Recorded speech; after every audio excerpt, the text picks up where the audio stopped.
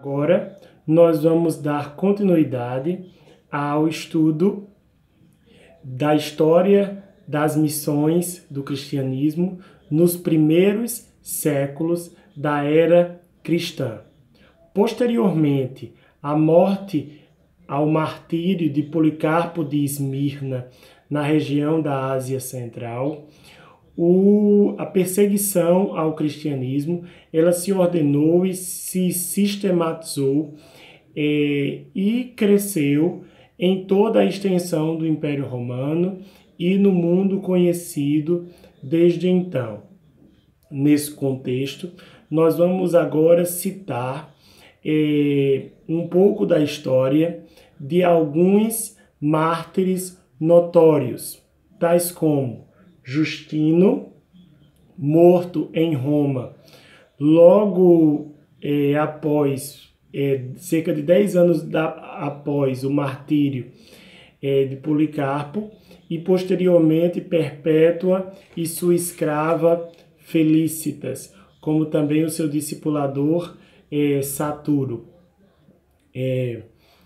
Justino, conhecido como Justino o Mártir, ele foi educado em filosofia e, sobretudo, filosofia platônica, foi convertido ainda jovem e logo se tornou um grande defensor da fé, missionário, evangelista, apologista, inclusive denunciando a perseguição aos cristãos e evangelizando sem nenhum temor na região de Roma, também nas casas, a particulares, sem nenhuma, como dizer assim, sem nenhum medo de receber exatamente o que ele recebeu, por ser um evangelista intrépido na região de Roma. Ele recebeu a pena de decapitação, porque ensinava em Roma a todos os que fossem interessados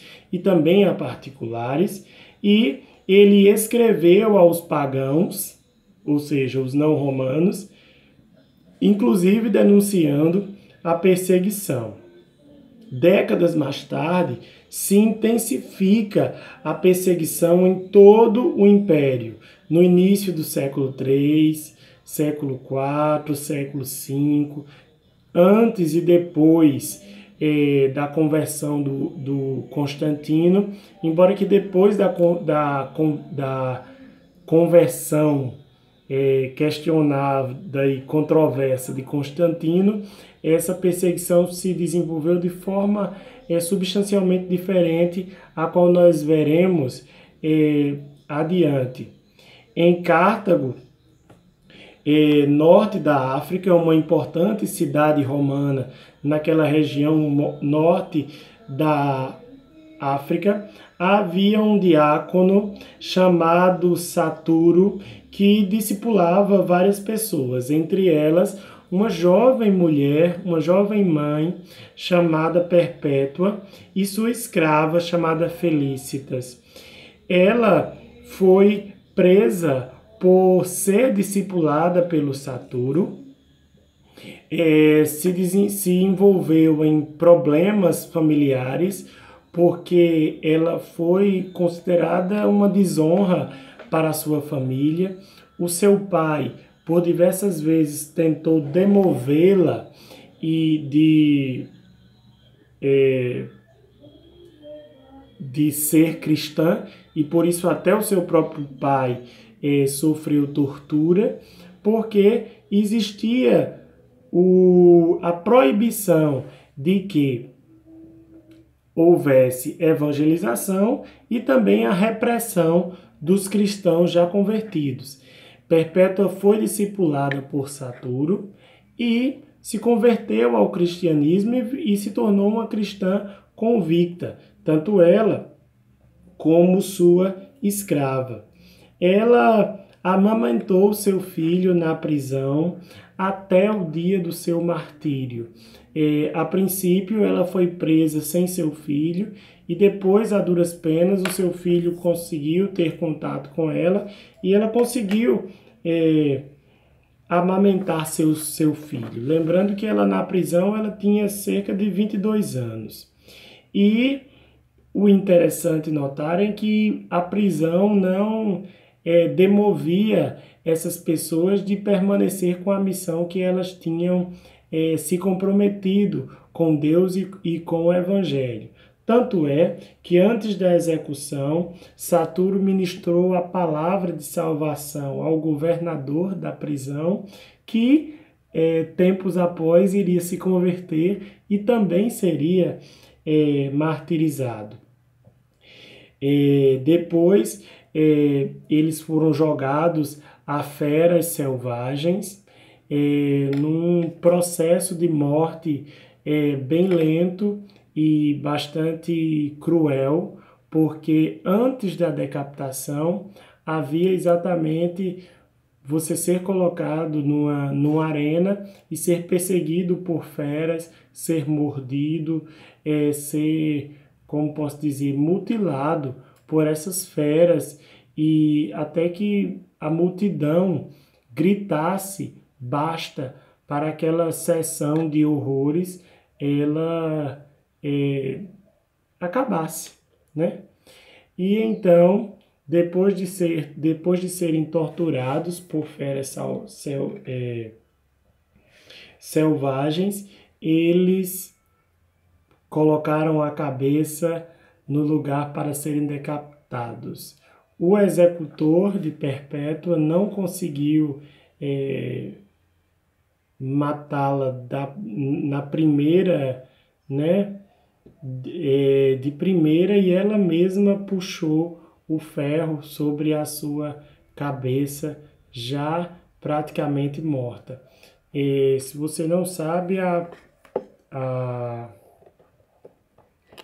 decapitação é um modo de matar substancialmente rápido, mas no caso específico desse tipo de execução do Império Romano, não era bem assim.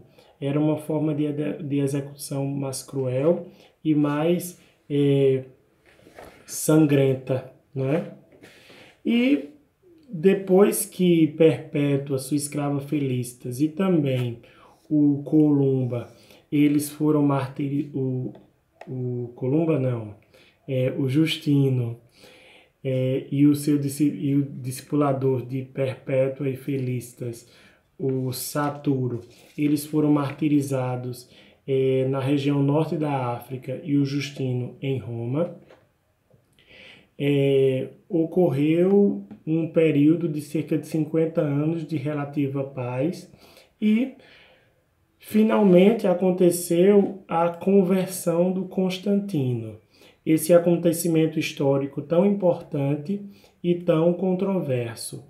A tradição católica tem toda uma versão para essa história, que boa parte dos historiadores considera uma versão mítica, e o que mais se aproxima da realidade, historicamente falando, foi que o Constantino ele se converteu ao cristianismo como uma jogada política para unificar o império, que estava em vias de esfacelamento, e o cristianismo como religião que tinha se alastrado por todo o império, ela seria um meio político de Constantino unificar o império segundo seu comando e debaixo de uma só fé.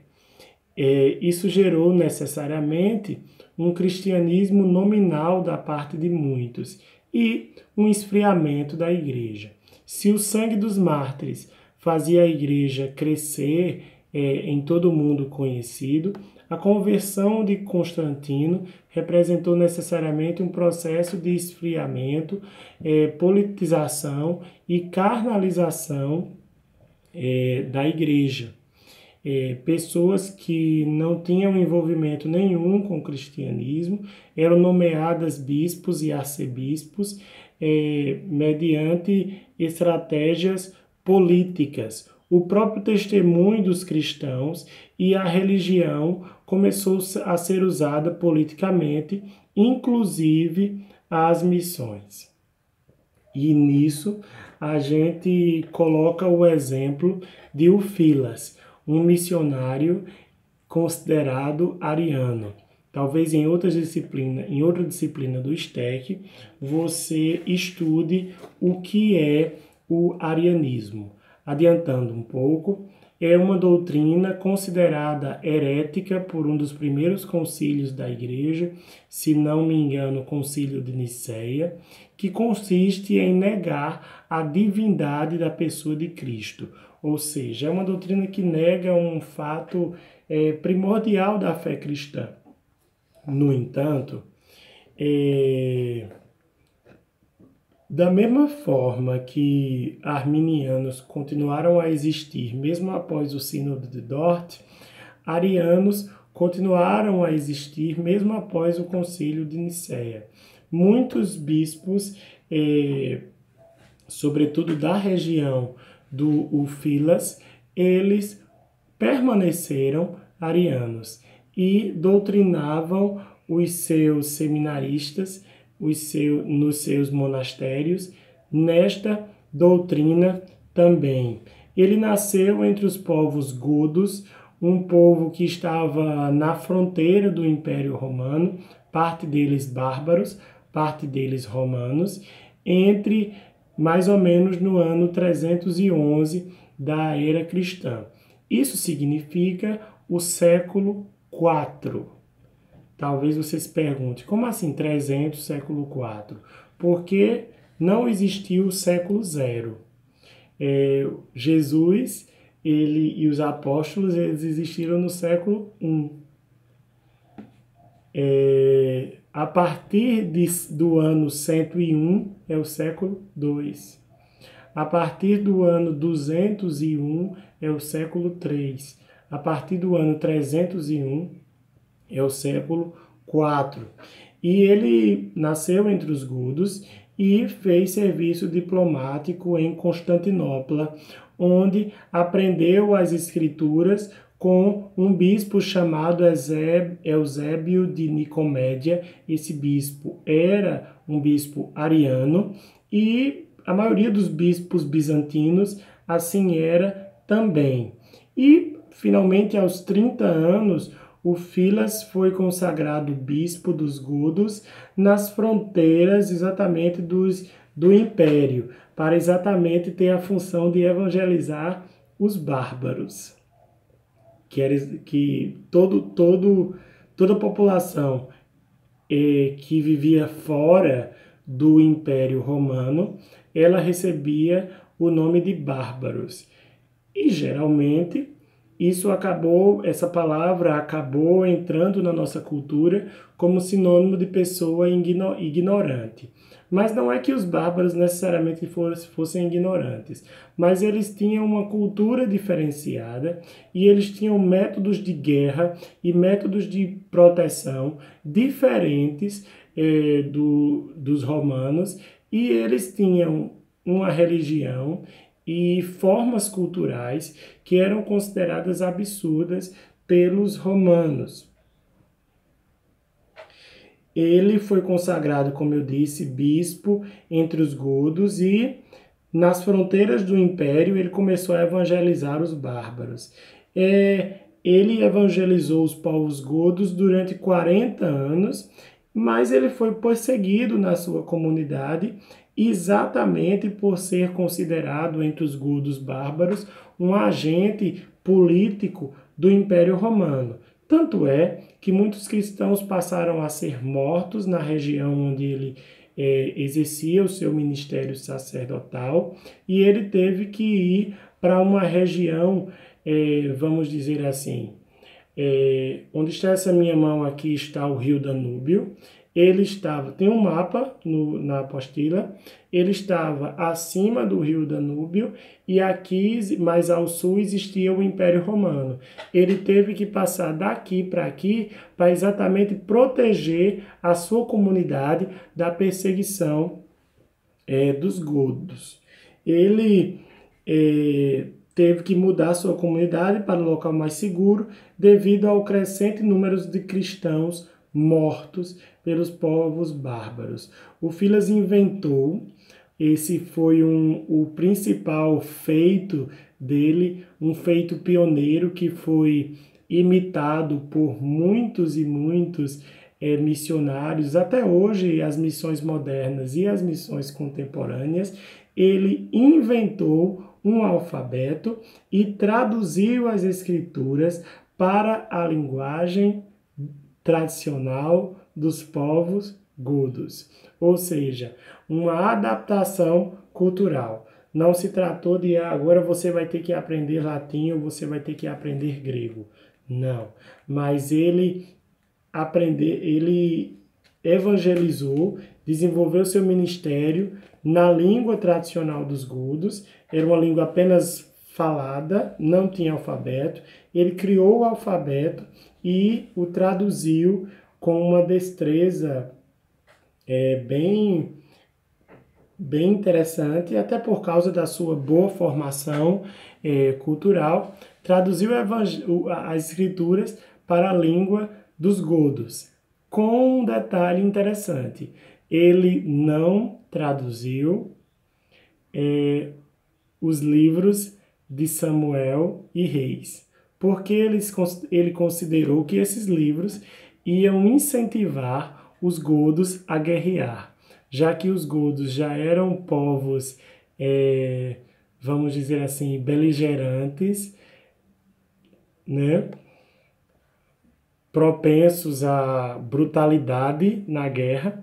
Ele pensou que os livros de Samuel e Reis, que segundo ele eram compêndios de façanhas militares do povo de Israel, ele pensou que esses livros eles iriam incentivar os godos a guerrearem. Então ele traduziu as escrituras menos os livros de Samuel e de Reis. E ele viveu, vamos dizer assim, fartura de dias para os padrões da época, viveu 70 anos e deixou esse grande legado entre os godos e vândalos nos séculos 4 e 5. Esse tipo de missões que aconteceram entre os bárbaros, elas aconteceram de forma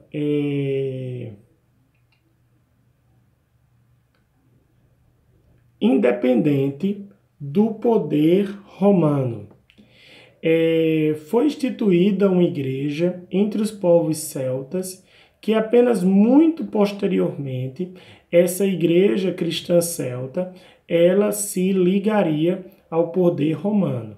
A igreja celta, ela era originalmente uma igreja independente. Os povos celtas eram uma classe de pessoas que habitava em praticamente todo o continente europeu e foram sendo, vamos dizer assim, escorraçados pelo Império Romano, e eles foram até a ilha da Grã-Bretanha, né?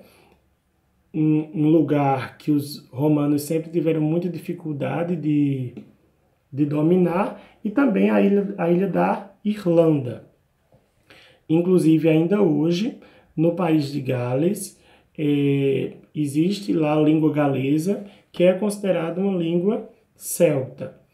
Apenas posteriormente, a igreja celta ela se ligou ao catolicismo e, mesmo assim, preservou traços culturais e litúrgicos distintos da liturgia romana. E, no século XVI, a igreja celta, que se tornou católica, ela voltou a ser independente quando Henrique VIII criou a sua igreja anglicana. Nesse contexto em que os cristãos eles cresciam fora do Império Romano e independente do poder da igreja romana, nasceu no século IV o patrício. Ele foi filho e neto de sacerdotes da igreja, na região chamada Bretanha, uma região que hoje é parte da França. Lembrando que nesse tempo os sacerdotes da igreja não eram celibatários. Então ele foi filho e neto de sacerdotes da igreja. E ele foi vendido como escravo por irlandeses.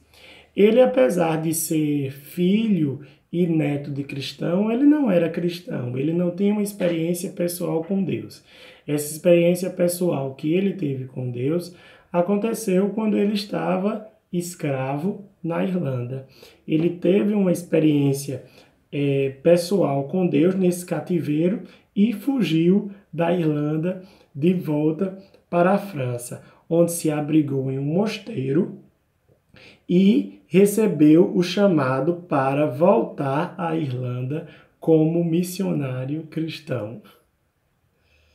Chegou à Irlanda no ano chegou à Irlanda em 432 depois de Cristo, quando a maioria da população ainda era pagã.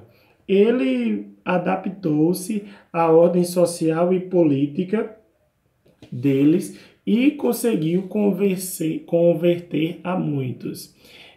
O patrício ele utilizou uma técnica também muito pioneira entre muitos missionários, inclusive nas missões modernas e contemporâneas, que é aquela metodologia de você começar a evangelização através dos líderes. Ele conseguiu convencer o líder daqueles irlandeses a decretar a tolerância, a liberdade religiosa naquele país. Ele foi pioneiro, portanto, nesse método de atrair primeiro o líder político. Ele teve um ministério muito bem sucedido na Irlanda, foi considerado o grande missionário dos irlandeses, estabeleceu várias igrejas. A estatística gira em torno de 200 igrejas plantadas e 100 mil convertidos na região da Irlanda. Perceba o pioneirismo de alguns métodos: adaptação à cultura, respeito à cultura, o cristianismo enquanto religião universal. Ele não precisa se submeter a nenhuma cultura, mas o cristianismo é supracultural e, como supracultural, ele pode se adaptar à cultura de qualquer povo. Tanto é que, se vocês já viram história, quem já viu Missões 2, sabe a questão das analogias de redenção que todas as culturas do mundo têm. Com certeza havia analogias de redenção entre os irlandeses, as quais o patrício muito bem utilizou-se para alcançar esse legado de 200 igrejas plantadas e 100 mil convertidos. Os trabalhos missionários que nós estamos estudando, eles, como eu disse, eles foram empenhados e influenciados pelo cristianismo céltico, muito mais do que pela própria religião romana que o Constantino tinha trazido para o âmbito estatal. Métodos de missões da igreja cristã céltica eram mais fiéis e menos políticos. Esses métodos, eles envolviam realmente o discipulado, a prática do cristianismo na vida e não a instituição de uma religião estatal. Columba foi um dos principais missionários entre os celtas. Escoceses. Escócia é uma região que hoje é uma das nações constituintes do Reino Unido, ao norte da ilha da Grã-Bretanha, e um dos primeiros cristãos a chegar lá e desenvolver a implantação do cristianismo foi esse homem chamado Columba, que nasceu em 1521, foi monge e sacerdote e aos 48 anos se tornou missionário transcultural.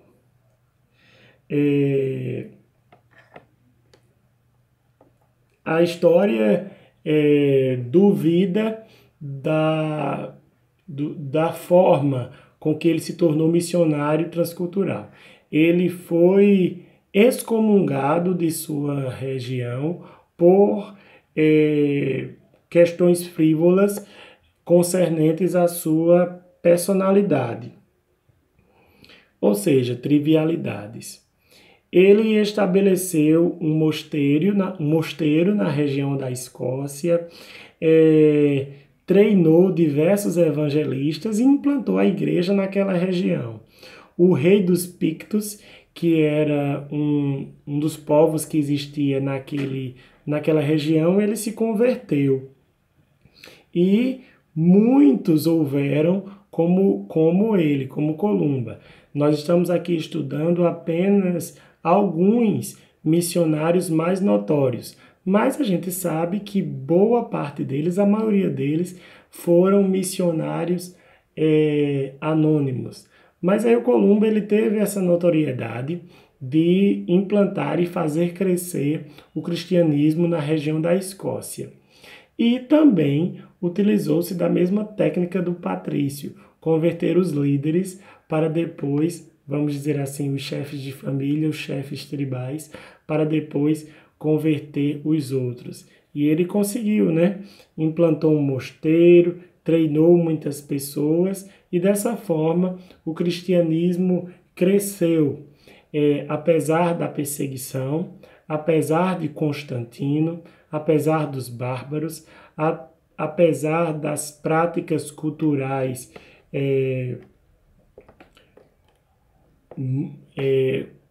de comorbidade, vamos dizer assim, das práticas culturais nocivas dos povos, tanto dentro do Império Romano como fora, o cristianismo conseguiu crescer. Como é bom concluir desse estudo de que as portas do inferno elas nunca e jamais prevalecerão contra a igreja do Senhor. Por mais que haja grandes arroubos, grandes apostasias, grandes distanciamentos, na igreja de Cristo sempre há o remanescente fiel. A obra de Deus não para e ela existe desde Jesus Cristo até o dia de hoje. Deus os abençoe e até a próxima aula.